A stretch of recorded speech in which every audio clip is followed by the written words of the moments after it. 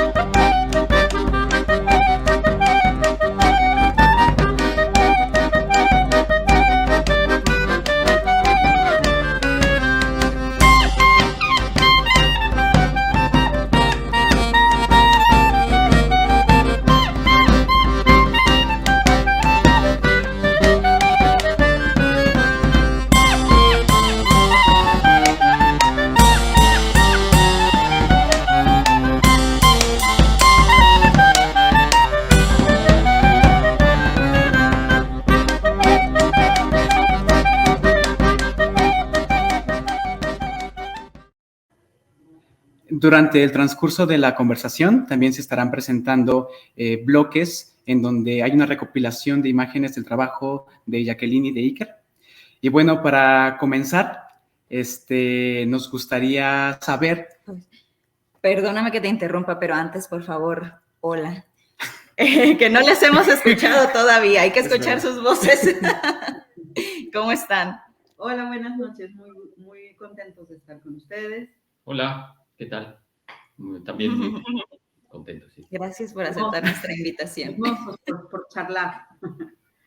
Nosotros también. Hola, Iker y Jacqueline, y una disculpa por arrancarme sin preguntarles cómo están.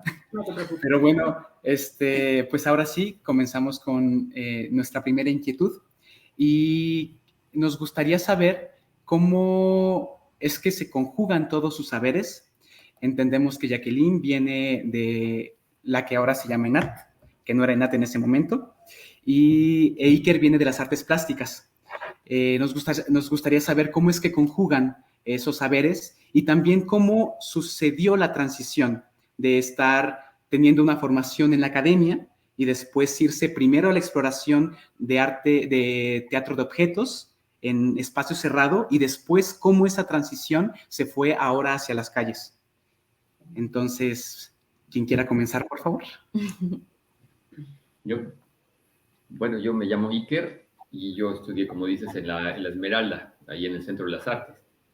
Era el tiempo cuando juntaron a todas las escuelas de Limba en un mismo espacio.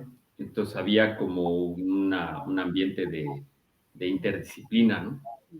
Y nada, yo venía de haber experimentado el teatro en León, Guanajuato, con la compañía de teatro independiente de León, dirigida por Eulalio Nava, y ahí el teatro fue una experiencia muy fuerte para mí. Pero finalmente decidí meterme a artes plásticas, que era una cosa mucho más cercana para mí, el dibujar y el trabajar con materiales. Y ahí estuve estudiando, topándome con todo el arte contemporáneo y moderno de golpe que no conocía y poco a poco digiriéndolo. Y de allí, bueno, estaba la escuela de teatro cerquita y estaba todo el tiempo yendo y viniendo. Ahí me acerqué con Anatoly Lukashuk, que en paz descanse, un gran maestro que acercó como al mundo del circo y del clown. Y en ese tiempo también conocí a Jacqueline, que estaba estudiando allá, ¿no?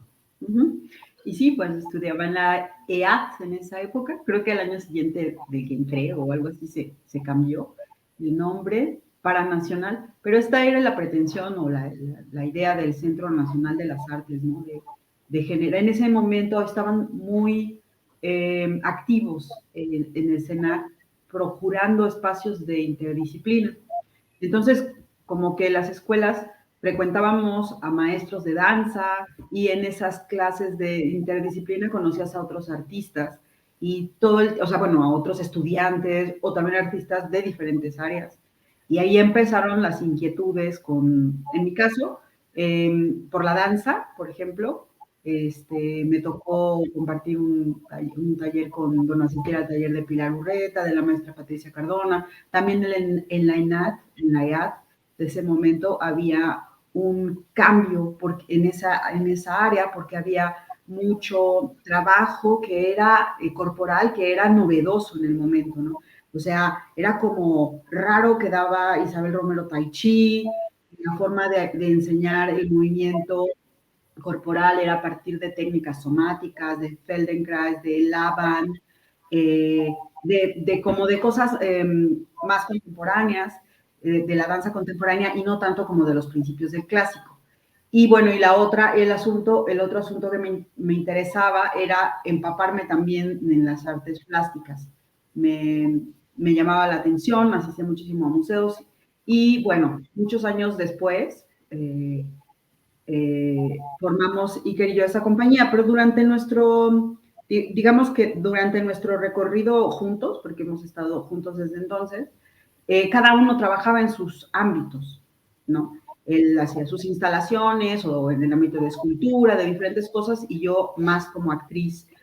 Y en realidad, bueno, iniciamos este ejercicio de hacer una compañía porque teníamos muchos intereses, digamos que vamos a abordar en esta parte lo artístico, y en lo artístico siempre estábamos comentando de cosas que nos llamaban la atención, coincidíamos con muchas cosas, y así surge la compañía. El primer proyecto que hacemos es una adaptación de Huckleberry Finn, y lo queremos hacer con muebles, como que con los muebles se hagan todos los cambios de espacio, y que propone hacer 2 títeres de los personajes principales, y bueno, esa obra se estrenó en el Galeón y creo que aprendimos muchísimo. Yo aprendí muchísimo como de trabajo de dirección, que había hecho algunos pininos, ya habíamos colaborado incluso juntos en otras cosas, pero en ese año, en 2012, es cuando decidimos emprender ese proyecto de la Liga Teatro Elástico. Y de hecho ese montaje es súper interesante por el proceso, porque me acuerdo que estaba colaborando con nosotros Alain Querriu y que había como una sección inicial que nos extendimos y era la pura presentación de los muebles. O sea, estaban Humberto Galicia, de ese tiempo, estaba colaborando, era como de los primeros proyectos al que invité a colaborar conmigo como asistente en ese tipo. Pero era tal su fuerza, ¿no? Que entró como titiritero también. Y estaba Bernardo Gamboa, ¿no? Y entonces entre ellos... Aaron Gobea, estaba Jesús Díaz, hizo la musicalización. Pero sí, siempre todo nuestro enfoque fue todas las cosas que estaban en el escenario tenían una cierta potencia, ¿no? Tenían un origen, se iba a tocar música en vivo, pero no queríamos traer instrumentos contemporáneos, sino queríamos, entonces hicimos una investigación sobre los instrumentos de la época y Iker hizo unas guitarras con cacharros, ¿no? Con cajas de tabaco o con latas, y bueno, Chucho las tocaba, y ahí también entró Diego Santana. Empezó como por una suplencia que hizo falta en un momento dado y lo mismo podía tocar que entrar en un actor. Entonces, Diego ha seguido trabajando con nosotros afortunadamente todos estos años y esperemos que muchos más. Y bueno, de ahí se vino a hacer después vino La Cajonera, hicimos otros montajes, también Iker seguía haciendo instalaciones y hacíamos activaciones. Y en 2016, para abordar ya la parte de la transición que tú preguntabas, pues surge este proyecto de Las Bestias Danzan. Que un poco la idea era, a mí me gustaba mucho, tenía algunas experiencias de trabajar en la calle, en el espacio público, y algo que nos interesaba a los dos desde el principio era la participación del espectador, como un espectador activo. Eso yo lo exploraba por mi lado como en mis piezas que eran como más expositivas, ¿no? Para museos, para galerías, para así. Y en títeres yo estaba trabajando en los títeres y además teníamos la experiencia yo le decía a Jacqueline, necesitamos tener nuestros animales. Había empezado a hacer animales para distintos proyectos, para distintas cosas, y todos pues se quedaban en ese lugar y luego necesitaban como tener nuestras propias criaturas, ¿no? Para sacarlas a pasear a la calle. Y entonces empezamos a buscar pues a juntar todos los intereses que desde años y años y años estaban rondando en la cabeza, ¿no? Experiencias en la calle desde antes de entrar a la escuela, de haber visto alguna compañía en algún viaje a Segovia y luego en León mismo los experimentos de Eulalio. Entonces, y algunas otras cosas que estuvimos coincidiendo también con Ignacio Miranda, con Jitomate Bola también, con el Escuadrón Jitomate Bola hicimos algunas cosas, algunos experimentos. Por mi parte, también tenía la referencia, desde luego, del trabajo de Bruno Verdi. Yo había participado en una obra de calle, en una compañía que él estaba en ese momento levantando, y también en un proyecto con Luis Martín Solís, que se llevó a cabo en el centro escolar. Y bueno, esos eran proyectos largos, que hacías muchas funciones, entonces vas agarrando como conocimiento del espacio abierto. Pero curiosamente, no fue directamente, después aprendimos o hicimos la conexión, al menos yo, que claro, había ese bagaje detrás de nosotros, pero en el momento de pensar en los animales que queríamos sacar a pasear a la calle, realmente solo esa era la consigna. No pretendíamos hacer una obra de teatro con un texto dramático, era como, ¿cómo le hacemos para esto?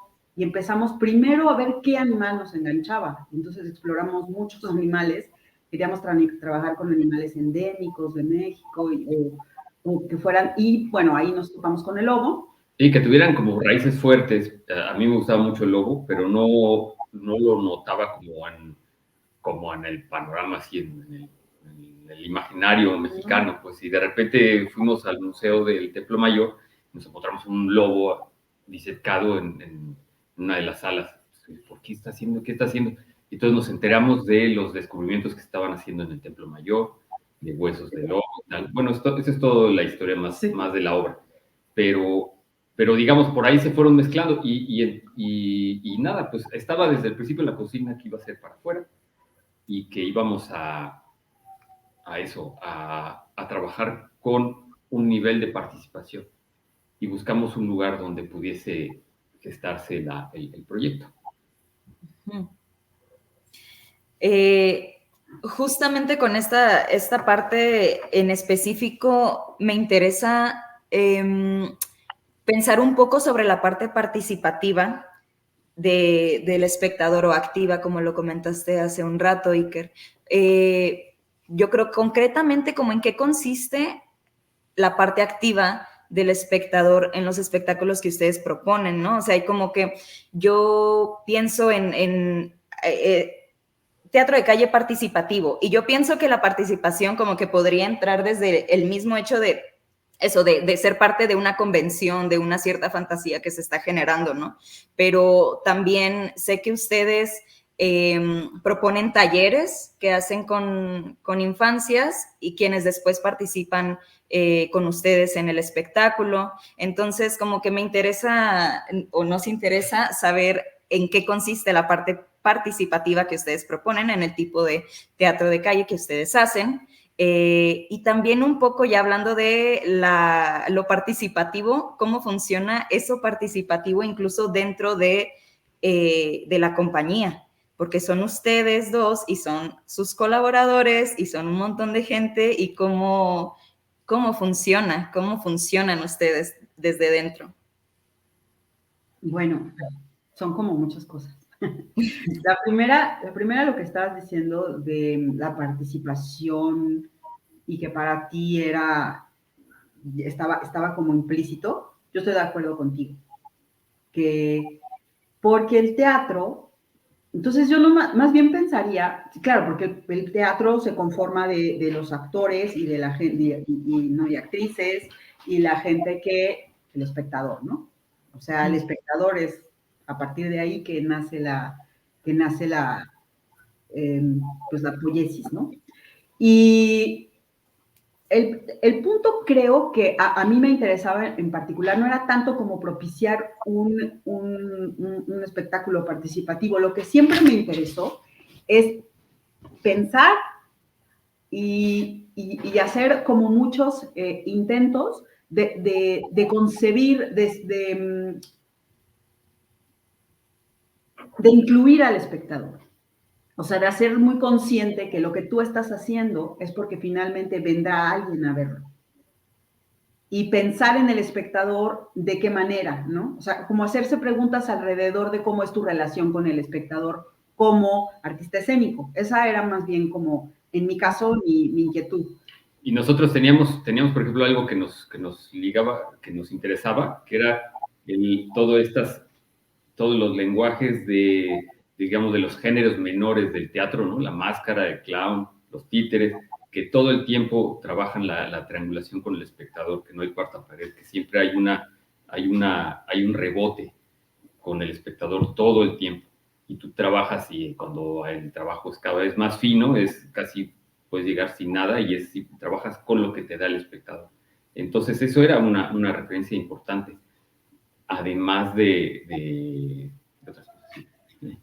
Y bueno, pensando en el espectador, me gusta mucho cómo lo concibe en algún momento Dubati, el doctor Dubati, porque él habla de que incluso los propios actores, actrices, somos expectantes también. Que tú puedes estar en un cierto nivel y que entonces empiezas a ver aquello, y es verdad. O sea, de repente tú estás haciendo tu trabajo en un segundo plano y tú estás en un estado en el que estás percibiendo muchas cosas y te vuelves expectante también de quien tiene en ese momento el foco, ¿no? Y entonces, pues esto me lleva a justo confirmar que estoy totalmente de acuerdo contigo de que el teatro de por sí ya es participativo, o sea, asistir a un evento y observarlo, estás implicándote tu cuerpo, tus emociones, tu pensamiento en cualquier caso en el que esté pasándote lo que estás viendo, ¿no? Lo que sea que estés sintiendo, tú estás ahí implicado, ¿no? Incluso puedes tener resistencia y puedes decir, bueno, no, ahora voy a ver mi celular porque hay gente que lo hace, o ahora me voy al baño y yo regreso y tal, pero estás ahí participando de alguna manera, ¿no? También lo decía, me parece que es Huizinga, ¿no? Johan Huizinga cuando hablaba en el libro de Homo Ludens, en el juego todo el mundo tiene un rol, incluso los aguafiestas, ¿no? Entonces, vemos espectadores que a veces somos aguafiestas y nos salimos, ¿no? Y están los tramposos, todo el mundo juega, pero estás ahí. Entonces, todo el mundo tiene una participación en el hecho teatral, eso es seguro. Y luego había una cosa que no solo había referencias teatrales, sino recuerdo que Jacqueline ella sacó como un libro sobre arte participativo, era una chava que había hecho yo todo. Lo leí. Sí, tú lo leíste, yo no lo leí.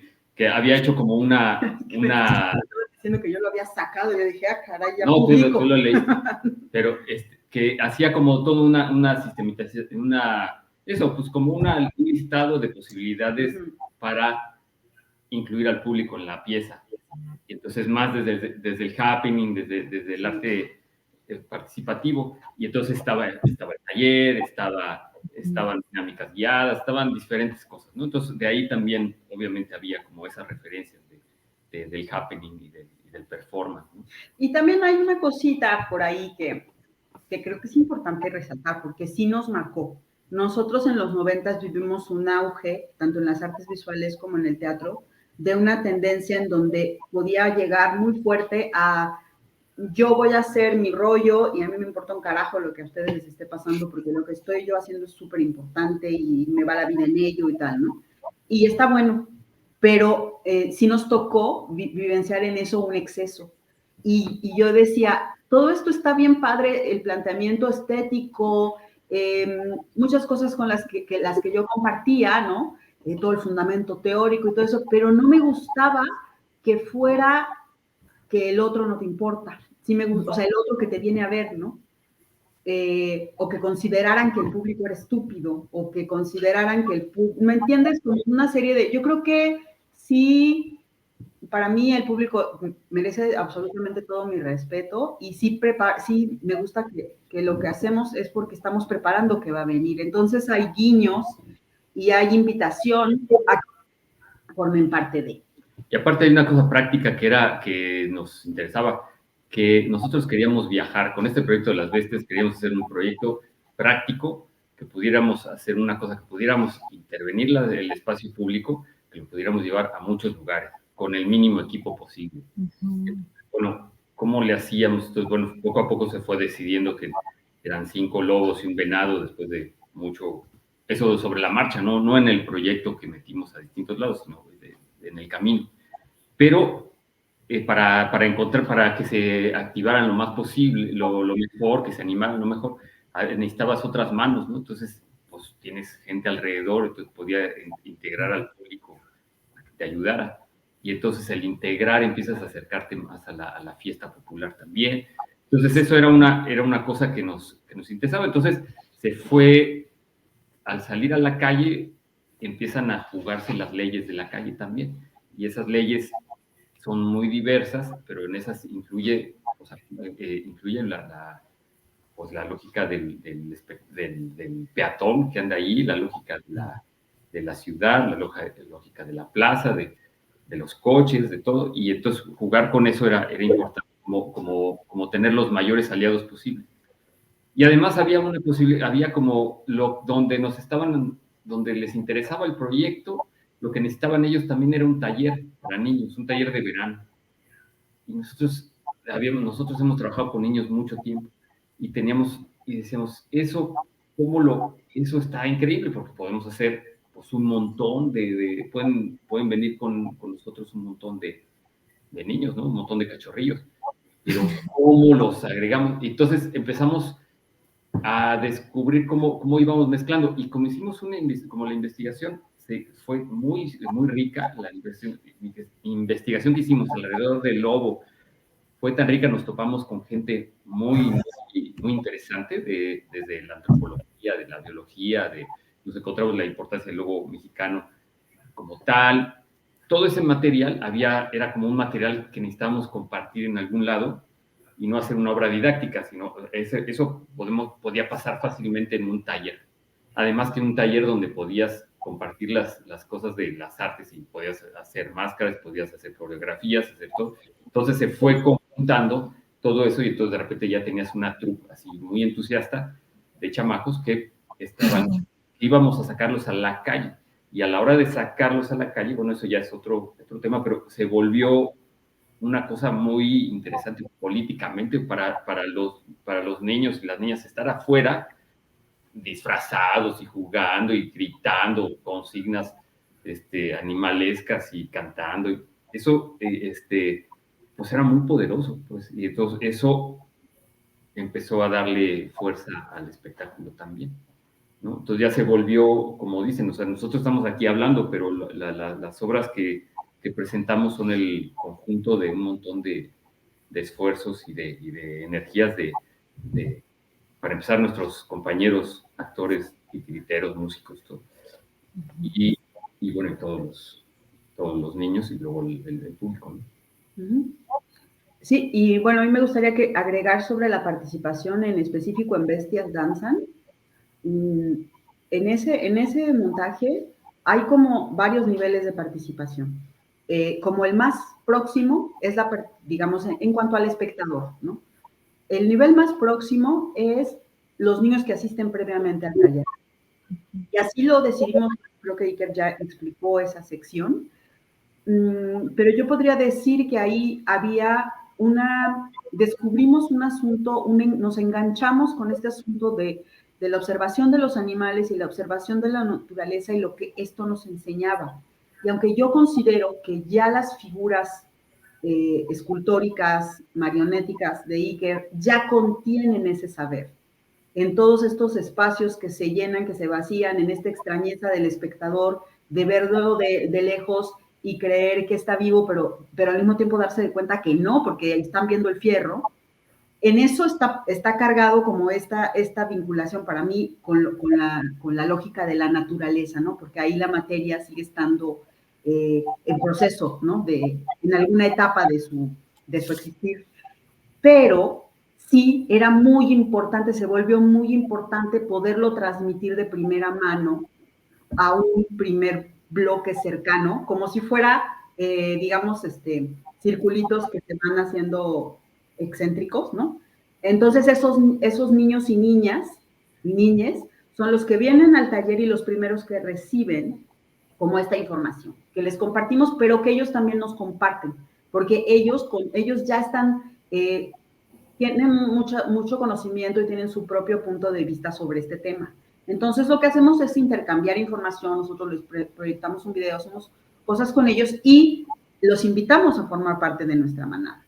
Luego hay otro círculo alrededor de estas infancias que vienen a ser las madres y los padres que van a venir a acompañarnos, porque vienen sus cuidadores, ¿no? Y cuidadoras que van a acompañarnos en la procesión. Y luego hay otro público que asiste a el evento cultural que convoca el festival fulanito o la institución perenganita y que quieren ver el espectáculo porque ya se enteraron o alguien les recomendó y vienen y lo ven. Y luego, en esa parte como más abierta, está toda esa gente que no tenía ni la menor idea y que de repente se le aparece ahí una manada en la calle de niños con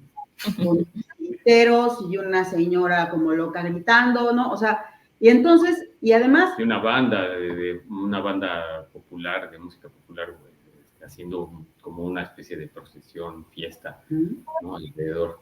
Entonces... Bueno, y otra cosita más sobre esta cuestión participativa y relación con los espectadores es que, pues, gracias a las redes y a la vida que nos ha llevado de un lado para otro, hemos podido tener esta cosa de la calle. Tienes una relación cercana con la gente, mucho más directa, como que luego en el teatro, pues me ha pasado que la gente luego pues no se acerca al actor o difícilmente se espera o al director, y acá te abordan y se toman la foto y vienen y te comentan y nos siguen en redes y nos escriben desde lugares bien lejanos, y ha habido espectadores que son espectadores de estos incidentales, espontáneos que estaban por allá y que recuerdan y te dicen, es que usted es tal, porque yo iba pasando, yo iba por las tortillas y entonces los vi. Y se empieza a dar como, tenemos ahí una comunicación y nos gusta darle seguimiento a esas comunicaciones, ¿no? Tanto nosotros como los titiriteros, actores, talleristas, y en esta parte voy a pasar un poco a nuestros compañeros, porque también estabas abordando de que cómo nos manejamos, ¿no? Y en esta sección, bueno, nosotros en aquella ocasión convocamos a un grupo de gente, la mayoría de todos ellos siguen todavía como titiriteros, y el papel que ejercen es desde un asumir el teatro de calle hasta sus últimas consecuencias, porque ellos hacen muchísimas cosas.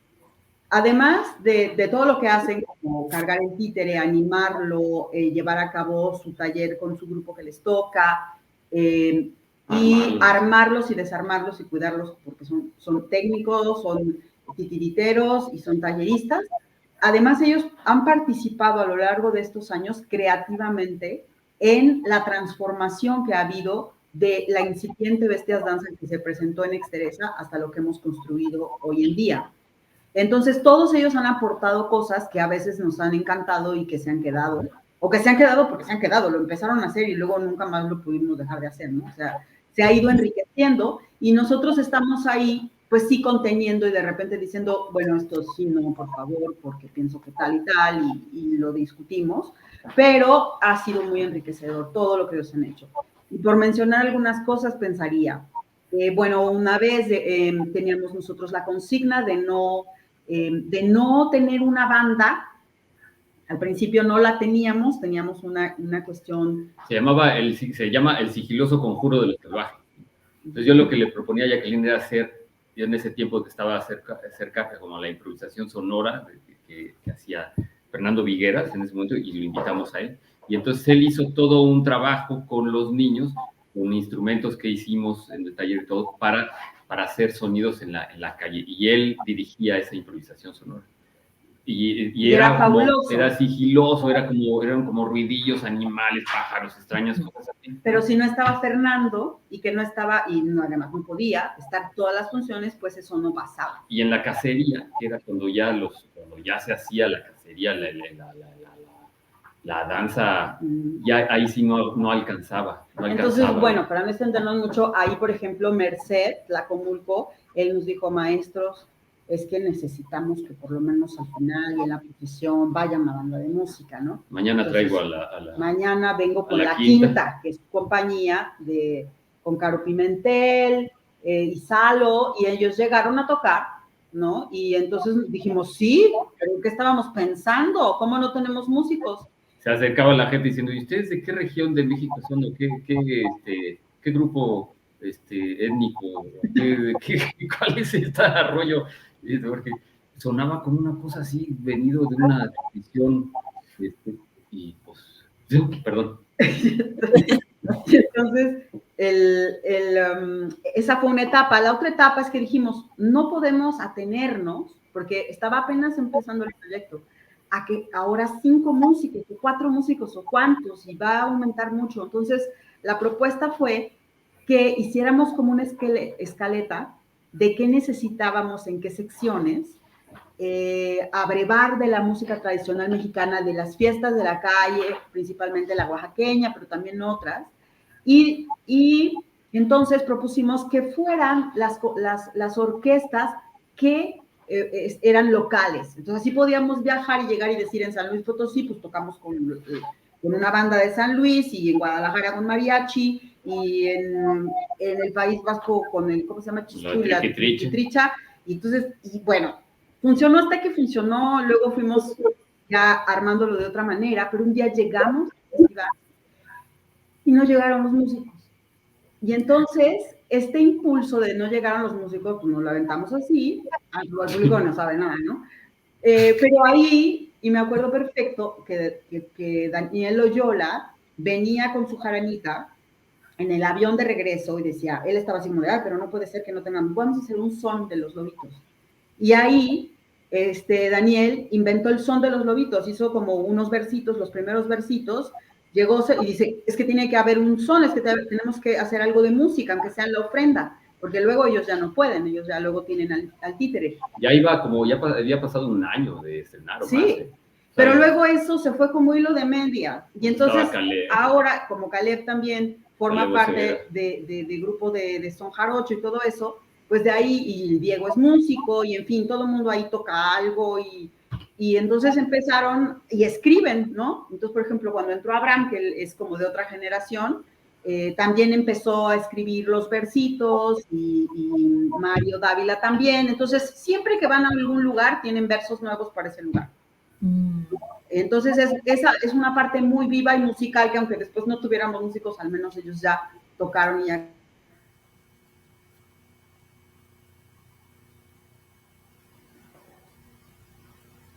Hola, aquí un pequeño problema técnico que seguramente está por resolverse muy pronto. No desesperen, querido público, por favor.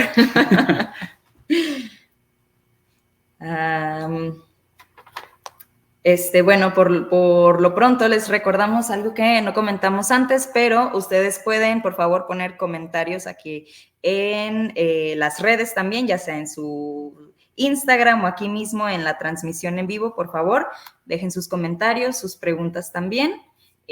Trataremos de incluirlas más adelante en una segunda parte de la conversación, esperando que se pueda reanudar. ¡Ah! A menos que aquí Julio y yo nos quedemos platicando para siempre. Nosotras.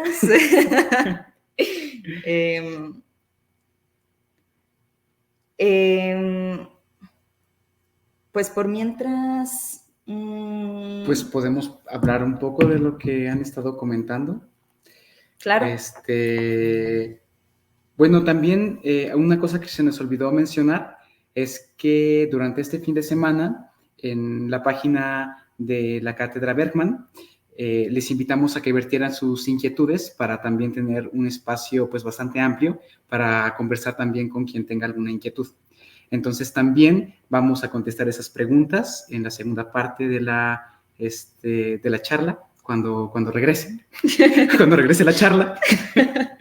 Pero bueno, habrá también algunas preguntas que se repiten, entonces tal vez no pongamos todas, pero sí las que sean un poco distintas a lo que pues hemos estado platicando. Sí, también una parte que nos pareció importante, porque digo, si no nos siguen desde hace tiempo, esta es una dinámica que probamos nueva con esta primera conversación del año, justamente a partir de pensar sobre la parte participativa, ¿no?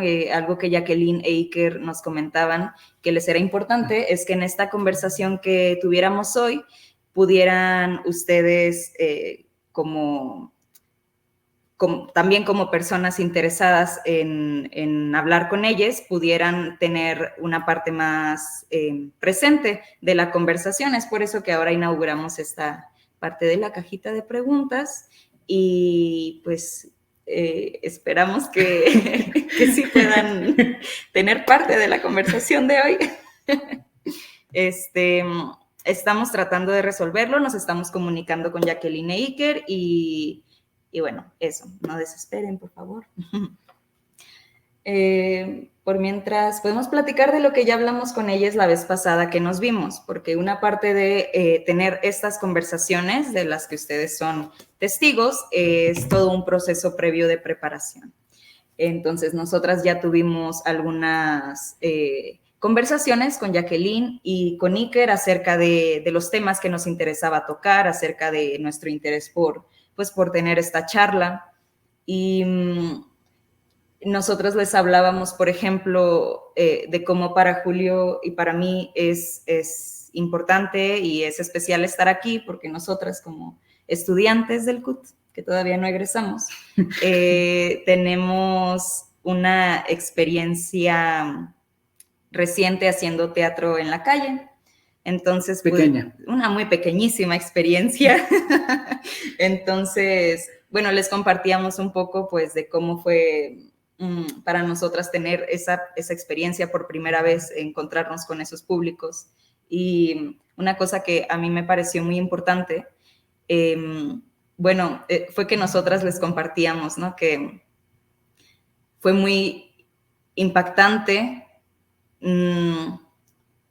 recibir de manera tan clara, tan concreta y tan directa las reacciones, de pronto pensamientos también del público o de los espectadores. Por ejemplo, hablando de lo que hace un momento comentaban, ¿no? Los espectadores incidentales, personas que no sabían que el espectáculo iba a suceder y de pronto llegan y en nuestra experiencia ver cómo algunas de esas personas, espectadores incidentales, les encanta el espectáculo o deciden pararse e irse, quizás porque lo odiaron o quizás porque tienen otra cosa que hacer, no hay cómo saberlo, pero también lo que eso provoca en nosotras como, como artistas, ¿no? Como las personas que lo estamos haciendo. ¡Hola! Hola. ¡Qué bueno que regresaron! Hola, pues estábamos hablando un poquito sobre nuestras impresiones, en lo que regresaban. Qué bueno que ya todo se pudo resolver. Un poco de nuestras impresiones que tuvimos durante esta charla y también durante la previa, cuando ya habíamos platicado. Compartíamos un poco nuestra experiencia haciendo, en estas pequeñas 6 funciones que tuvimos haciendo teatro de calle, y también, pues algo que creo que va vinculado con la siguiente pregunta. Escuché muchas veces decir de ustedes, hablar sobre regresar a los orígenes, sobre todo cuando hablaba Siker de el lobo mexicano, por ejemplo, pero también me hace pensar en que el tipo de teatro en la calle, en contacto con la gente, el tipo de material que se utiliza también, que no es tan común ver, o sea, que son marionetas, que está esta unión de varios saberes puestos ahí, pues también me hacen pensar en ciertos orígenes. Ya la vez pasada nos comentaba Jacqueline, y ahora te hacemos saber que tuvimos un mismo maestro en común, Rodolfo, y él nos hablaba que él veía 2 grandes vertientes en el teatro. Una era como lo ritual y otro lo festivo.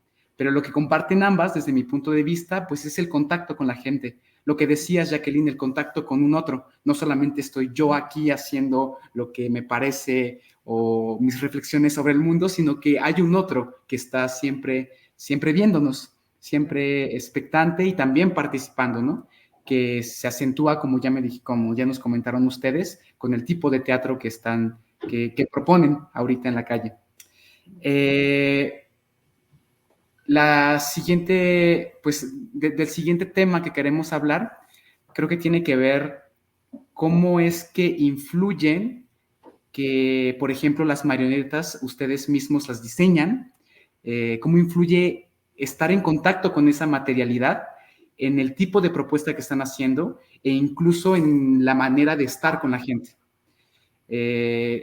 Paulina y yo tuvimos una clase de máscara en donde durante muchísimo tiempo del proceso, o sea, tal vez 7 meses, estuvimos haciendo nuestra máscara y al final ya el contacto con el juego de la máscara fue brevísimo, como 2 meses, pero algo que platicábamos es que sentimos que todo ese tiempo haciendo algo que pareciera que no tiene que ver tanto con lo escénico, en realidad nos dio pues otra base y creo que otra profundidad para abordar el trabajo. Y también pienso yo como en los niños, ¿no? Que participan en los talleres y que tienen parte en la creación de todos estos objetos, también como a ellos les facilita pues el entrar en el juego. Pues, pues es que sí, pues es parte de la compañía el hecho de ser tus propios juguetes y jugarlos tú. Porque yo me he dedicado mucho tiempo a hacer títeres para otras compañías y es otro el proceso, ¿no? Tú tienes un nivel de creativo y que te implicas en el proyecto, pero hasta cierto nivel. Y bueno, cuando es tu compañía, obviamente hay que negociar con la codirectora, con los compañeros, con el propio proyecto, pero hay una libertad mayor y hay la posibilidad de partir del títere como tal, ¿no? Uno puede partir de muchas cosas, ¿no? Del texto, o de una improvisación, o de una historia, o del títere como tal, del material, o de una sensación, lo que sea. Entonces, eso es lo que uno de los intereses de nosotros será eso, poder que la propia dramaturgia viene del mono, ¿no? De la construcción. Y estos títeres tienen son hijos de otros títeres y de otros y de otros y de otros. O de otros objetos. O de otros objetos. De instrumentos. Exacto. Y entonces son parte de un proceso que se ha ido dando poquito a poco y que ha ido haciendo que sean lo que son. Y en particular en mi caso ha habido como un proceso ahí al principio yo hacía construcciones que se desbarataban, ¿no? Me gustaba utilizar lo que tenía yo alrededor todo el tiempo, ¿no? La escuela era como muy dada, muy punk, por decirlo así, mi aproximación a la construcción, al gesto, el gesto me gusta mucho. Entonces, pero hacía cosas con lo que tenía alrededor, usualmente basura o envases de cosas. O que pepenaba. O que pepenaba, o que no tiraba, básicamente. Y ya, pero todo se desbarataba. Y entonces después empecé a trabajar ya con compañeros realizadores como Toño Garduño, ¿no? Y con él empecé a descubrir el silicón. Entonces el silicón caliente resulta que puedes pegar un montón de materiales, o el 5000 de hecho, Entonces empecé a encontrar cosas para unir cosas diferentes que me interesaban. Y eso me gustó. Y luego, poco a poco fui como desembarazándome como constructor de los materiales que no me gustan, que huelen feo, que apestan, que te embarras, ¿no? Esa cosa de tener un muñeco lleno de cinta que pica, ¿no? Que pica, que la espuma se está desbaratando y que la cinta de aislar está pegostiosa. Entonces, como hacer una cosa agradable no solo al espectador, sino al titiritero. Y de repente, poco a poco, nos fuimos acercando, y eso también en base a las colaboraciones y al trabajo en conjunto, en particular con Humberto Galicia, ¿no? El encontrarnos, pues aprendimos el uno del otro un montón.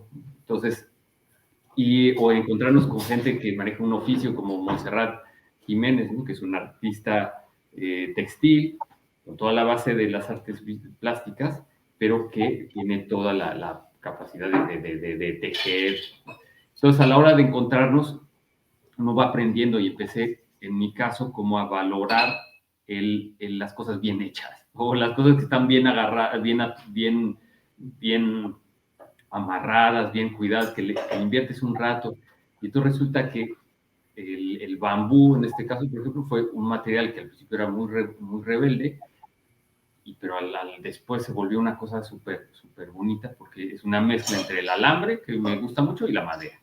Entonces puedes dibujar en el espacio con él. Y el bambú en sí mismo es bonito. Entonces empiezas a componer, se vuelven unas composiciones espaciales los títeres. Y es como si hicieras un instrumento musical, es como si fueras un laudero que haces un instrumento musical, pero que no sabes, ni siquiera tú sabes cómo tocarlo. Entonces ese lo haces, y entonces ya dices, tienes muchas ideas, ¿no? Y dices, va a pasar. Y luego ya estábamos ahí, ya llegamos los actores y estamos un buen rato, ¿no? Así nos pasó con Joco. Sí. Viendo qué es lo que la marioneta te va enseñando a cómo va a animarse, ¿no? Porque la marioneta es un cruce de oficios muy, muy bonito. O sea, tú puedes abordar a la marioneta como a partir de cierto manual de cómo hacer títeres. Pero ese manual es uno entre muchas cosas. Tú la puedes tomar como más cercana a la máquina, o más cercana al maniquí, o más cercana al autómata, o a los títeres, o a la escultura moderna, ¿no? O a la instalación. Entonces, o al instrumento musical. Entonces eso hace que se vuelva una especie de experimentación muy, muy agradable. Y ya, bueno, pues se vuelve así. Me gustaría sumar que estas marionetas, en especial las bestias,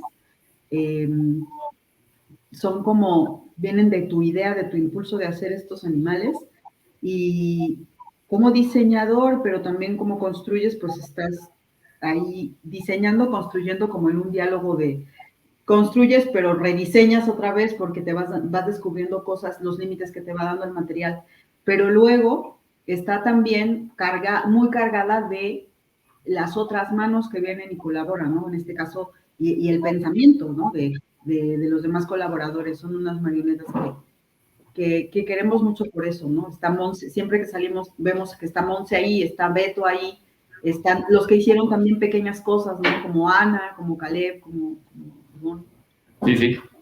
Y luego las pruebas para ver, o sea, las hacemos si queremos que se mueva de determinada manera, que las patas, por ejemplo, fue un trabajo que tardamos, o sea, ya estaba estrenada y seguíamos haciendo pruebas de patas y patas, porque la idea era cómo activarla. Habíamos decidido que las patas las iban a activar los niños, y entonces encontramos una manera súper precisa y muy bonita, pero era aburridísima y cansada, ¿no? Y entonces los niños se quedaban así y las patas de luego quedaban todos, entonces no funcionaba. Entonces encontramos otra que era Jacqueline dijo, déjale sin nada de control. Entonces era mucho más libre para los titiriteros, ¿no? Pero todavía yo necesitaba que hubiese cierto acento en algunas cosas. Entonces, pues ahí experimentamos otras cosas, entonces más de poleas, más de cosas, y hasta que salió un sistemilla que pueden animar los niños, o a veces dejarlo. Entonces, así un poco, ¿no? Se fueron dando. Es como tienes el laboratorio ahí y lo puedes seguir haciendo, y es una obra que la puedes seguir cambiando durante los años, ¿no? Eso no lo puedes hacer en el trabajo con otra compañía, a menos de que ya seas parte de esa compañía, ¿no? Eso, ya me perdí de yo voy a sumar ahora una cosa bien pragmática. Todo este trabajo que Iker lleva haciendo por años es sorprendente y es muy estimulante, pero es terriblemente problemático si estás acostumbrado a que, bueno, te tiene que llegar el prop, ¿no? O tu escenografía y tiene que funcionar y abrir y cerrar y no se mueve la boca y tal. Esto va a ocasionar problemas siempre, y también cuando empezamos a colaborar con la gente se los decimos. A la hora, casi siempre empezamos a colaborar a través de talleres, entonces nos van conociendo y van aprendiendo de los títeres, ¿no? Y bueno, obviamente cada vez hay muchísimo más solidez, pero son títeres frágiles en el sentido de que tienen sus materiales, no son perennes, ¿no? Se pueden apolillar, se pueden pudrir, se pueden romper. Entonces, hay mucho cuidado en el trabajo, ¿no? O intentamos hacerlo, porque es un trabajo rudo el de la calle, todos terminamos muy cansados y al final, pues solo quieres guardar, pero requiere como mucha dedicación de si están guardados, si no tenemos función, revisarlos periódicamente porque son frágiles, pero también lidiamos con esa fragilidad y nos gusta como una metáfora también de la vida, ¿no? No, y al mismo tiempo sí son súper resistentes, la verdad han durado un montón. O sea, sí necesitan mantenimiento. No, sí, sí aguantan. Las dos cosas, pues, creo que es importante, todo el tiempo son las dos cosas. Yo lo digo pensando como en un títere, ¿sabes? De látex, sí. de acero, o sea, como de esta cosa que, pues, vaya, te va a durar muchos años y le vas dando su chaineada, ¿no? O sea, aquí de repente las fibras, pues, sí, son frágiles, los huesos se rompen, ¿no? Hay que tener su mantenimiento. Sí, pero lo que fue apareciendo, un poco regresando a esta cosa de los orígenes que decías, es que por la decisión como estética de dejar de lado, no totalmente, porque hay muchas cuerdas de plástico y muchas cosas así, pero ir dejando como material básico la espuma, las espumas, los plásticos, los materiales más plásticos en el sentido más como obedientes, o sea, que están estandarizados y están hechos para que tú hagas con ellos lo que tú quieras, y todos son parejitos, así. Los materiales que cada vez me gustan más son todo el tiempo son diferentes, tienes que dialogar con ellos, pero ese diálogo te da otra belleza y le empieza a cargar de la fuerza de estos seres de donde vienen. O sea, vienen los bambús que cortábamos en el jardín de la mamá de Noemí Espinosa, ¿no? O las pieles de cabra que vienen de la granja del Carmen, ¿no? Que nosotros mismos limpiamos, y olía horrible, pero empieza a... Eso es la vida de estos bichos sigue allí en otro se transforma, nivel. ¿no? Nada se crea ni se destruye, solo se transforma. Es lindo ahora escuchar esto último que hablan sobre, bueno, estaba más bien como haciendo una reflexión entre esto que comentan sobre el mantenimiento que debe tener el títere o de pronto adaptarse o transformar ciertos elementos con el tiempo o con, en este caso, quienes intervienen como los niños, pero pienso también en la relación que existe entre eso y el espacio público mismo, pues, o sea, como un espacio abierto, cómo estar en la calle te puede implicar una necesidad de transformar o adaptar ciertas cuestiones de tu espectáculo, pues dependiendo de las condiciones y sorpresas que pueden presentarse, ¿no? En la calle. Solamente pensaba en hacía esta relación entre, bueno, el objeto y el espacio. Y me gustaría compartirles un comentario, pregunta del público también. Nos la deja Jaber Nahual o Jaber Nahual. Dice, no he tenido la suerte de ver el espectáculo de Las Bestias Danzan en vivo, pero por imágenes he visto un gran realismo y un poder latente en la marioneta. Son impresionantes. En su construcción usan materiales orgánicos como pieles reales, trabajo con cráneos y huesos materiales que en sí abren cuestionamientos importantes. ¿Podrían hablar de su proceso plástico y simbólico? Y bueno, también aprovecho para leer un segundo comentario de Margarita Romero, que dice, yo vi en persona el espectáculo de cuando las bestias danzan en mi ciudad. También me pude escabullir a donde habían dejado las marionetas y son impresionantes. ¿Quieres que hables de eso de los materiales? Pues eso, un poco lo que habíamos dicho. Es un trabajo de respeto de diálogo con lo que estás allí, lo que tienes allí. Y es un trabajo que implica violencia, una violencia que tienes que cortar un bambú y ese bambú se va a morir. Y tienes que usar una piel de un cabrito que estaba vivo y lo mataron para cocinarlo y esa piel o se la comen los perros o se seca o la agarras tú y la limpias con días y días de trabajo y está así. Y entonces de repente eso forma parte, o sea, como que los oficios te acercas desde pues de estas cosas citadinas de uno, poco a poco se va acercando a viejos oficios y vas aprendiendo como un amor a la materia y una escucha a la materia que todo el tiempo es una tensión porque yo todo el tiempo peleo con eso, pues soy muy desastroso, entonces se me rompen muchas cosas, se me desgastan muy rápidamente, entonces tal vez por eso busco como el hecho de cuidar, de hacer cada vez más que estén cuidadosos y de repente, ¡pum!, le doy un tostón y ya se rompió toda la estructura.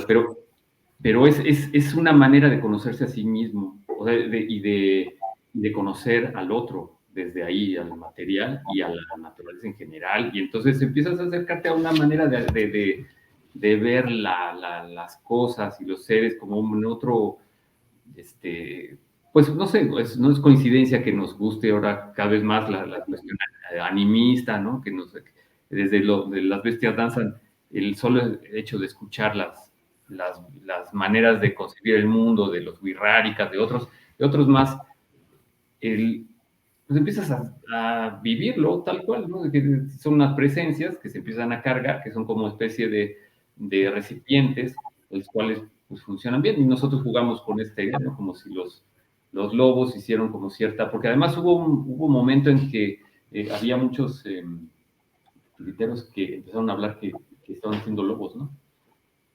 Entonces, como si hubiese una confabulación de lobos que querían cierto carcasas, porque pues como ya casi no había 3 o 4 lobos mexicanos, bueno, unos cuantos, pero todos en zoológicos, necesitaban como algo con qué pasear y darse una vuelta, ¿no? Entonces es como si nosotros ya les hicimos ahí una armadurita para que entren, se paseen y luego vuelvan a salir. Sí, bueno, creo que hay una ola ahora cada vez más evidente de muchos trabajos artísticos que están inspirándose en la naturaleza. Creo que cada vez más y más, ¿no? Me parece que cuando nosotros emprendimos esto no era tan evidente, al menos en nuestro entorno, pero sí que teníamos desde luego la referencia de las compañías como Handspring Puppet Company, o desde luego, ¿cómo se llama? Bread and Puppet. Bread and Puppet, ¿no? Pues es así, que ellos están fundamental. directamente en el campo y son súper radicales con sus prácticas y sus formas de trabajo, ¿no? Súper aislados como de todo el contexto, pues, liberal, realmente, ¿no? Quería yo solo, pues, nada más subrayar esta acento que hay en el trabajo de material en la compañía, de que sí parte claramente de un principio de recuperación. Al menos las piezas claves o fundamentales son materiales, son cosas, objetos pepenados. Es como esta idea de mirar al objeto y encontrarle algo significativo. Bueno, creo que Iker ya se expandió mucho, bastante sobre eso, pero solo quería como ligarlo sí, creo que es un principio de recuperación y que empieza desde hace mucho tiempo en el arte, ¿no? Desde mediados del siglo pasado se empieza a dar como eso, o sea, después de las guerras, ¿no? Empieza a ver como todo este auge, principalmente en las artes plásticas, pero también en el teatro, y sí, creo que ahí hay un fundamento de conciencia material principalmente, ¿no? De esta relación que dice Iker, inmediata, cercana, con el material, con el contenido, con la carga que tiene, y un respeto por ello también, porque ¿no? Nosotros no se nos da como decir, vamos a ir a comprar no sé cuántos, no sé, metros de, no se diga, la madera, o sea, sí también hacemos ese ejercicio cuando es necesario, pero como que sí hay un cuidado de cuando es necesario. Y bueno, creo que por ahí va un poco la línea. Bueno, creo que es momento también de pasar a las preguntas del público para que pues aprovechar el tiempo, es poquito tiempo el que tenemos. Y vamos antes a poner, bueno, a presentar un video de justamente de Las Bestias Danzan. Entonces, durará un poquito tiempo este video y después ya pasamos a este segundo bloque de las preguntas. Vamos al video, por favor. Ahí.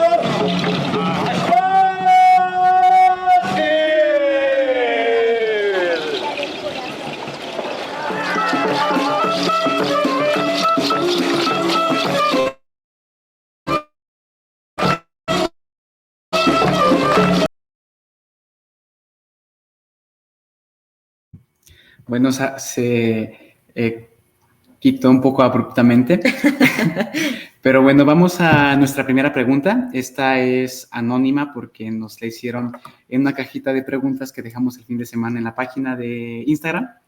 Pero bueno, nos preguntan, ¿qué permite la calle que no permite el escenario en el desarrollo de una poética? Bueno, El escenario permite muchas cosas. Yo no crean que estoy como de partida de por uno o por otro. Pero lo que a mí me ha enseñado trabajar en la calle, pues una es, bueno, pensaría en dos importantes. Una de la que hablé ya antes, que era como estas capas de públicos, que de repente puedes acceder a público que en su vida había ido al teatro o interesarse por eso, o por la escultura, o por la marioneta, y de pronto lo recibe, y de pronto puedes tener por ahí un gancho con ellos, ¿no? Eso es muy bonito.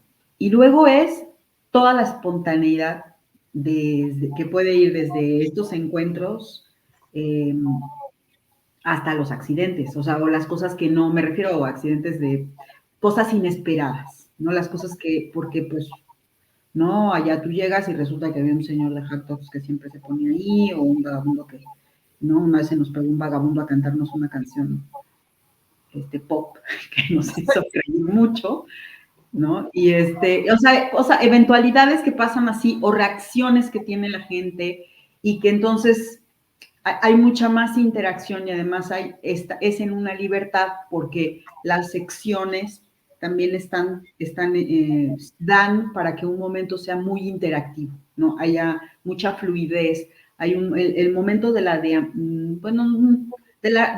procesión, ¿no? Porque deambulación, digamos, sería como ir sin un rumbo, y entonces normalmente nosotros ya atrás, eso sí lo hacíamos al principio, salíamos a deambular por las calles y medio también el tiempo era más aleatorio, pero ahora ya tenemos como que un recorrido, casi siempre lo delimitamos aproximadamente, pero en ese trayecto hay mucha interacción, mucha espontaneidad, los chavos improvisan todo lo que pueden y juegan todo lo que pueden, y eso me parece que no necesariamente, bueno, que se propicia en la calle, ¿no? Seguramente también se podrá en el teatro, pero acá con esa espontaneidad propia de que está lo inesperado en la calle, ¿no? Y los espacios, pues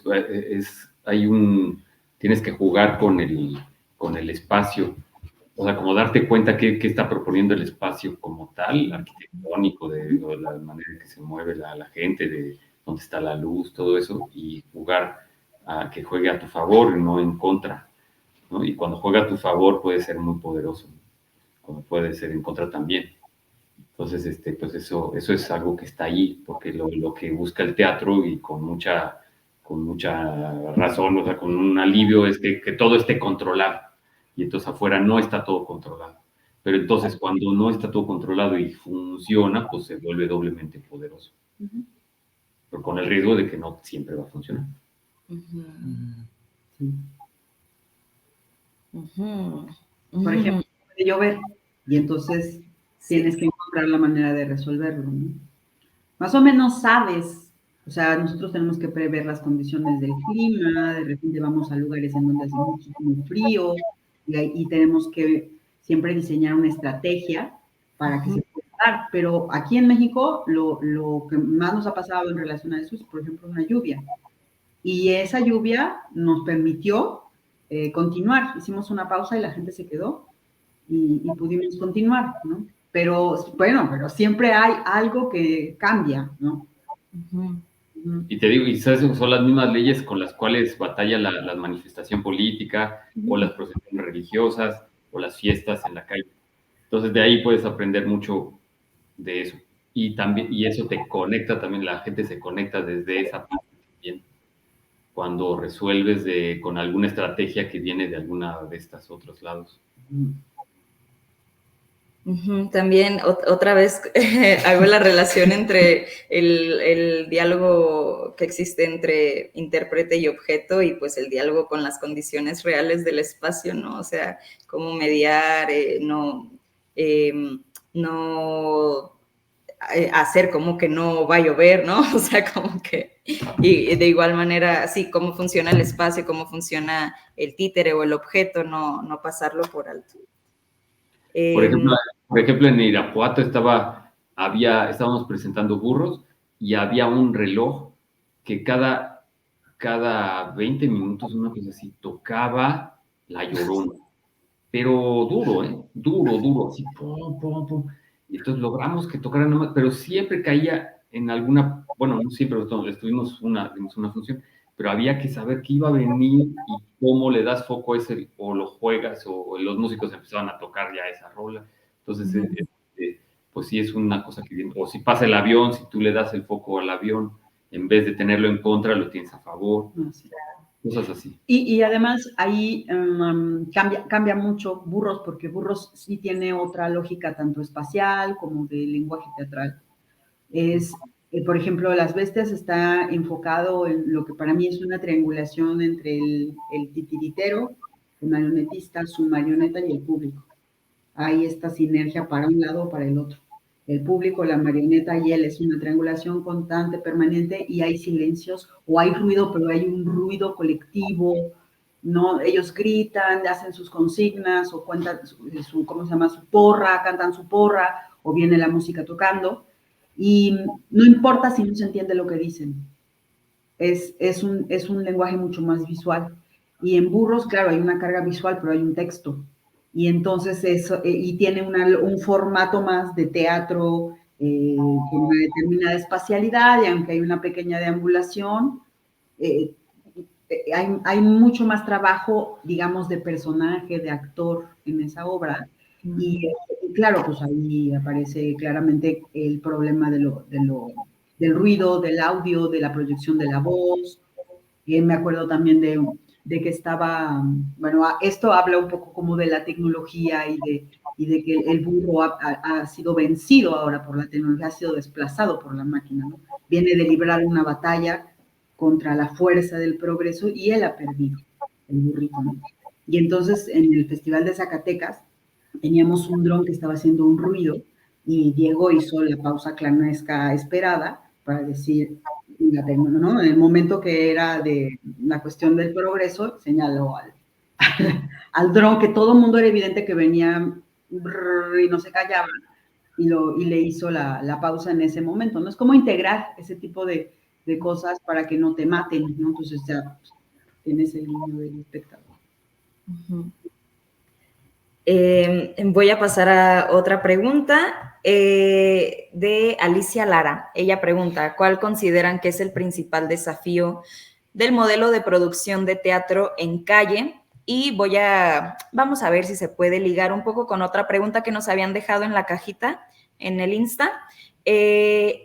¿Cuáles son los parámetros legales que nos respaldan como artistas en la calle? Si ustedes nos pueden hablar un poquito de eso. Bueno, esa la contestamos primero porque es como nosotros siempre nos organizamos con una instancia, siempre nos invitan. Y esa, o ya sea la comunidad, cuando hemos estado en comunidades como en Cieneguilla, cuando nos han invitado a fiestas de pueblo, ¿no? También, son ellos, es su organización, ellos lo han hecho así. O bien que es el festival, o que es la Secretaría de Cultura, o que es Alas y Raíces, la institución que sea, ¿no? Y entonces, siempre desde la carpeta nosotros anunciamos lo que implica el espectáculo y que va a haber que tener permisos y les toca a ellos gestionarlo, ¿no? Nosotros nada más, pues, avisamos de que es muy importante la seguridad de todas las personas que están involucradas, desde luego niños y niñas, y desde luego principalmente, ¿no? Y desde luego todos los que vamos en la procesión, ¿no? Cuando lo estrenamos en Esteresa, justo estaba ahí, el centro histórico es un lugar súper interesante porque se cruzan un montón de poderes ahí. Entonces había que tener, y dependiendo las zonas, había zonas como estratégicas que dependían de seguridad nacional, pues, o había, entonces tú ya tenías permiso de policía, permiso de gobierno de la ciudad y permiso de la Fundación del Centro Histórico y permiso, porque estábamos con Esteresa, estábamos como en contacto, o sea, trabajándolo a la par. Y resulta que ese lugar no podía ser, y llegaba así, ¿cierto? Entonces, eso. Yo pensé que iba a ser muy complicado que esta obra se presentara en muchos lados, pero la verdad el lugar más problemático en ese sentido como jurídico y de digamos, de tensión, en realidad ha sido el Centro Histórico de la Ciudad de México. Sí, en ese momento por lo menos. Porque sí. Además, y no solamente a nivel de eso, sino, pues también está la Asociación de Ambulantes. Entonces ahí tiene que quedar muy claro estos que hacen aquí. Ajá. Y hay una cosa... Todo el mundo, y tienes que pedir permiso a todo el mundo tiene que llegar a acuerdo. Hay una cosa ya fuera de lo legal, bueno, no sé si es parte de la pregunta, pero que es interesante, como la manera, la actitud con la que llegas a la calle, esa es la que puede ayudarte o perjudicarte para ganarte al público y a los otros, Sí. por ejemplo, a los ambulantes. Es muy diferente si tú llegas si llegan los niños, o sea, si tú llegas con no sé, con un 4x4, con una pick-up gigante y vas a poner, empiezas a pasar sobre la lógica que hay. Sí, a invadir, ¿no? Invades, a invadir los espacios entonces, que son públicos. Entonces, con un poder que alguien te dio, con un festival te da. Entonces, ya entras en otra lógica. Y cuando entras desde lo que hemos tenido, es como entramos como de a pie y estamos haciendo un esfuerzo que llama la atención. Ellos lo ven. Y ven a los niños y ven, cuando estamos de burros, con orejas de burro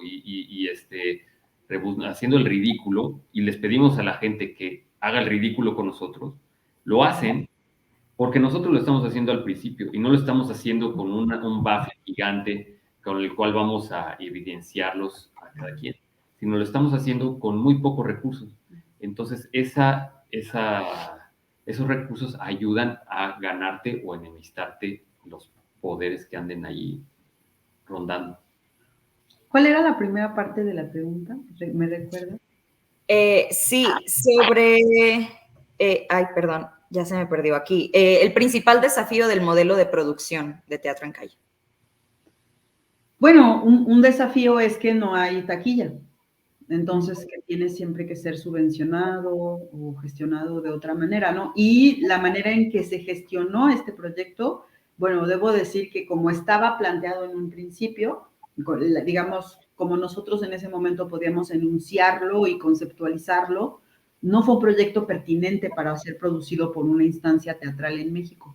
Fue en realidad acogido por el Museo Exteresa Arte Actual, porque creo que no se entendía muy bien qué íbamos a hacer o por qué en el teatro si íbamos a ir a la calle y eran unas esculturas móviles y era... Y el taller. El taller y era como, no, pero aquí es un teatro, ¿cómo tal? Y luego no, había demasiada gestión y cosa rara por hacer. Y justo fue muy buena mancuerna que llegáramos a esa residencia en Exteresa porque estuvimos un mes en el museo y había, todo cayó como en gracia, porque fue la última parte del periodo de construcción que se hizo a vistas de público. Entonces, todo era parte de la residencia y todo era expositivo. O sea, la gente podía entrar y ver cómo estaban construyendo un fragmento de una patita o qué sé yo, ¿no? Uh-huh. Y cuestión de producción, pues tiene que ser muy práctico. O sea, los títeres lo compramos primero la caja antes de empezarlos a construir y entonces tenían que caber todo, cada títer tenía que caber en la caja, tenía que pesar 23 kilos la combinación de todo para que pudiese viajar. Y entonces, porque habíamos tenido experiencias de títeres muy bonitos que se destruyen porque no tienes cómo desarmarlo. Entonces, tienes que hacer muchas cosas desarmables.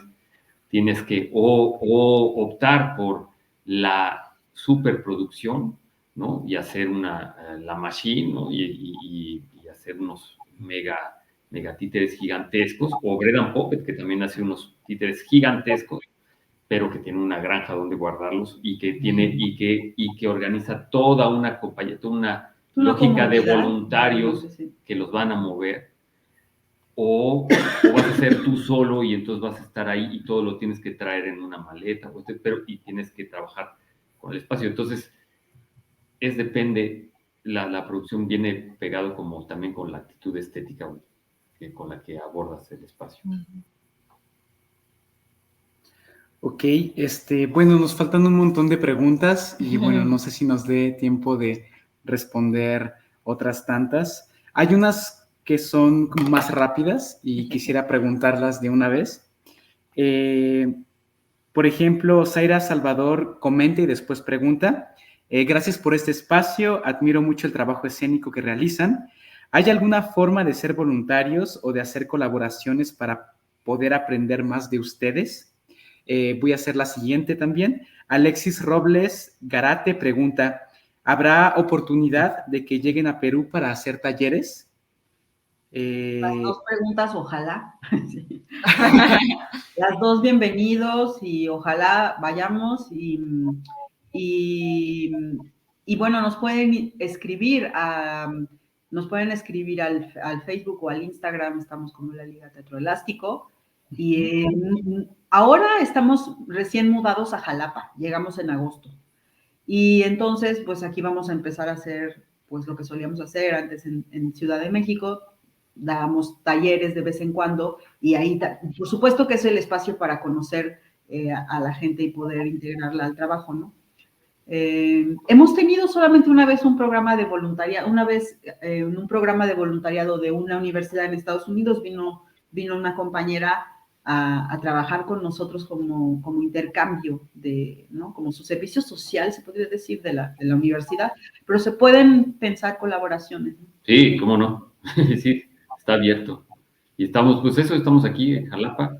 Todos los demás están en México. Sí, pero pues así seguimos. Sí. Otra. Sí, justo les iba a preguntar, ¿o alguna cosa que ustedes quieran traer a la mesa ahorita que ya estamos cerrando? ¿Alguna pregunta que ustedes quieran hacernos a nosotros o al público mismo? Sí, porque nos perdimos cuando ustedes hablaron de su experiencia en este ejercicio de calle, nos fuimos. Y entonces, bueno, quisiera como un poco también cerrar con eso, porque de la sesión pasada, cuando hablamos con ustedes y que nos lo contaron, justo nos parecía eso muy interesante, ¿no? Habíamos comentado que qué bueno que el impulso de ustedes para hablar con nosotros fue a partir de esa experiencia que tuvieron, me imagino que con unos compañeros del HUD, ¿no? Sí. Y entonces yo les devuelvo, por ejemplo, una pregunta que nos hizo el público, creo que fue algo que nos hizo el público cuando nos decían que qué tenía la calle que no habían antes descubierto, por ejemplo, en el teatro adentro. Esta experiencia que ustedes tuvieron para ustedes, ¿qué fue lo que les sorprendió o les pareció excepcional de la calle? Sí, creo que lo que más me gustó también y sorprendió es que el contacto era directo con personas también que no están tal vez acostumbradas a ir a un recinto teatral y que no tienen como los modales de ir al teatro.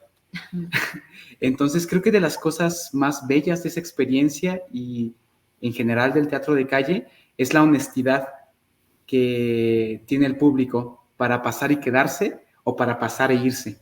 Y creo que eso me gusta mucho porque creo que, pues al menos en la escuela en donde estudiamos siempre se habla de verdad, de honestidad y de estas cosas, pero también pareciera que, pues como actores no podemos permitir que al público no le guste algo o no podemos permitir que reaccione con sinceridad cuando pues lo que estamos viviendo aquí adentro nos implica, ¿no? O es algo muy profundo para quienes estamos en el escenario, ¿no?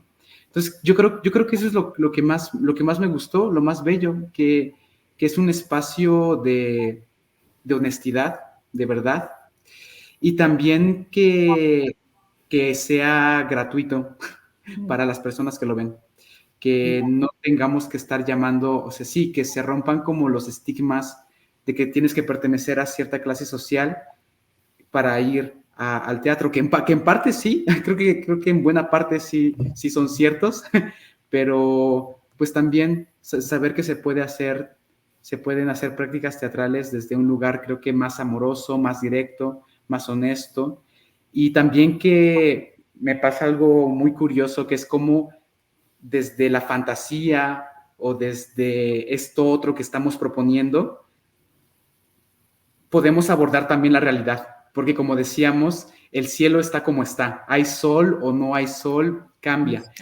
Hay eclipse, que nos tocó en nuestro estreno un eclipse, o puede haber lluvia, ¿no? O sea, hay como una realidad que está muy presente, que no podemos salir de ahí, pero al mismo tiempo también estamos proponiendo una fantasía.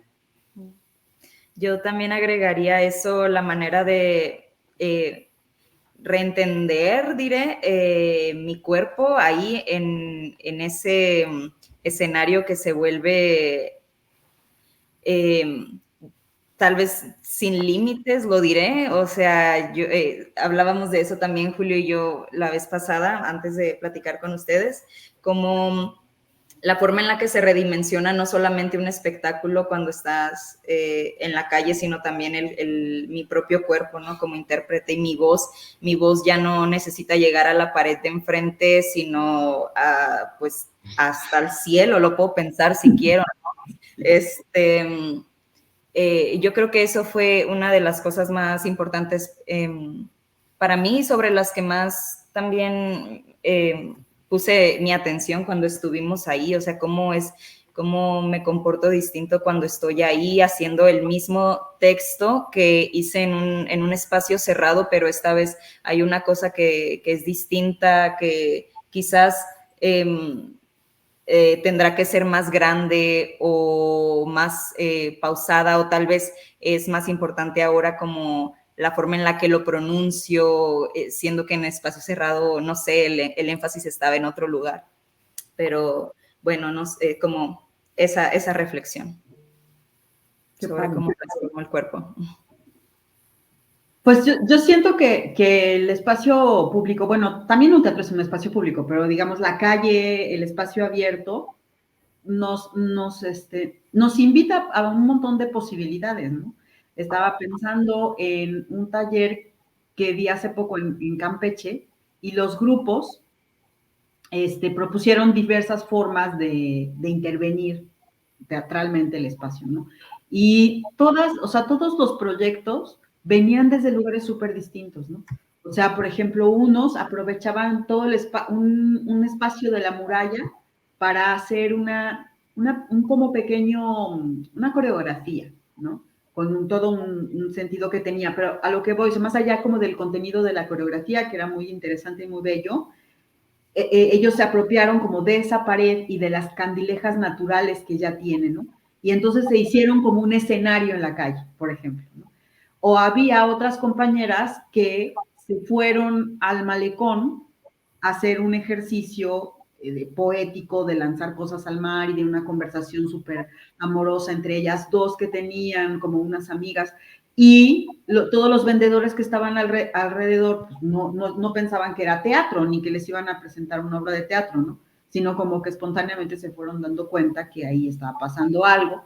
Y otros que quisieron entrar, por ejemplo, en un espacio súper lleno de gente a tener como catarsis emocionales cada uno en diferente emoción, y eso fue bien difícil. Eso fue algo que irrumpió en el escenario y que nos dio mucho material para la conversación posterior, porque decíamos, ¿cuál es nuestra intención cuando queremos venir a compartirle algo a la gente o queremos proponer algo en la calle, ¿no? Que tenemos que ser como conscientes de cómo se teje eso, porque de pronto una mujer que está sufriendo y que está llorando, pues puede llamar la atención. De hecho, vino la policía a ayudarla, ¿no? O el otro estaba muy agresivo, entonces la gente dice, ¿qué está pasando aquí? Porque esta persona no, estaba él enojado. Entonces, de repente, ¿cómo acotamos eso que queremos transmitir para que haya cabida y vengamos a ofrecer algo y a compartir el espacio público con la gente? ¿Cómo no somos también, nosotros estamos también proponiendo indirectamente ciertas violencias, ¿no? O cierto desajuste, ¿como para qué? O sea, no voy a ponerme de que, uy, no, pero como para qué, ¿cuál es nuestra estrategia? ¿Qué es lo que queremos?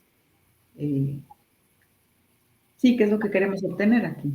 Uh-huh. Y bueno, ya casi para cerrar, nos gustaría leerles un comentario de Gabriel Merced García. Ay, Meche. Dice, compañía de la Liga Teatro Elástico, nos sirven en cada uno de sus espectáculos una diversidad de elementos: música, cantos, danza, marionetas, objetos, teatro, juegos, interviniendo simultánea y armónicamente, generando resonancias que el espectador jamás olvidará. Ay, Meche, te queremos tanto. Meche colabora con la Liga Teatro Elástico desde 2016 y ha estado también presente y muy activo creativamente en todo cómo se ha ido como cocinando este pastel, ¿no? Aportando mucho de quién él es y de la experiencia que él tiene también en la calle, en el teatro de calle con su propia compañía. Y pues bueno, ahora llega el momento triste de despedirnos, de darles las gracias a ustedes, Jacqueline e Iker, por estar aquí conversando con nosotros. Muchas gracias. Gracias también a Teatro UNAM, al Colegio de Literatura Dramática y Teatro, al Centro Universitario de Teatro y a la Cátedra Bergman por hacer este espacio posible. También a nuestras compañeras apuntadoras en redes sociales el día de hoy, personas de la comitiva de encuentros, y también a nuestros compañeros intérpretes de lengua de señas mexicana. Podemos hacer un comercial. Vamos a estar en el maratón de niños, niñas y jóvenes en el día con burros. Bueno, pues en el maratón vamos a estar, que es el 24, me parece. Sí, el 24, 25 ¿de qué? De marzo. De marzo.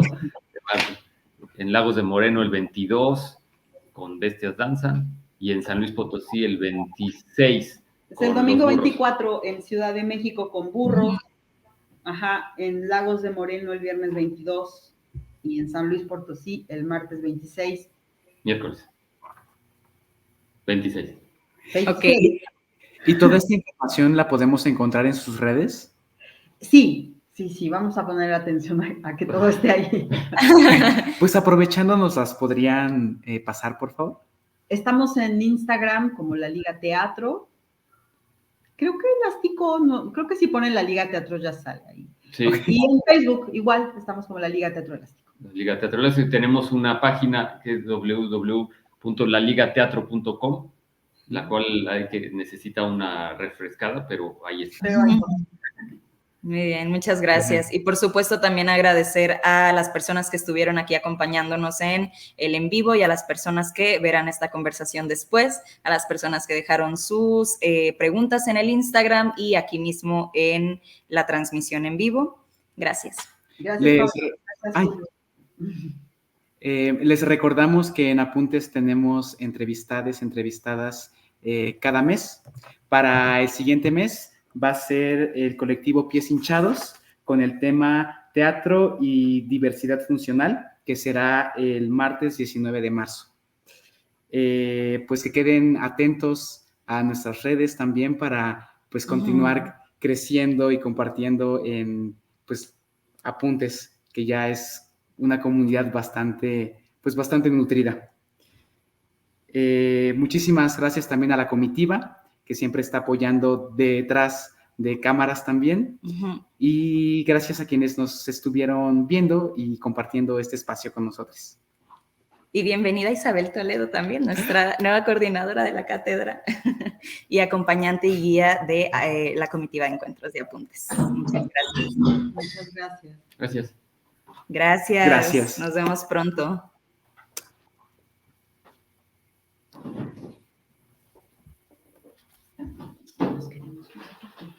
Ah, sí, cierto.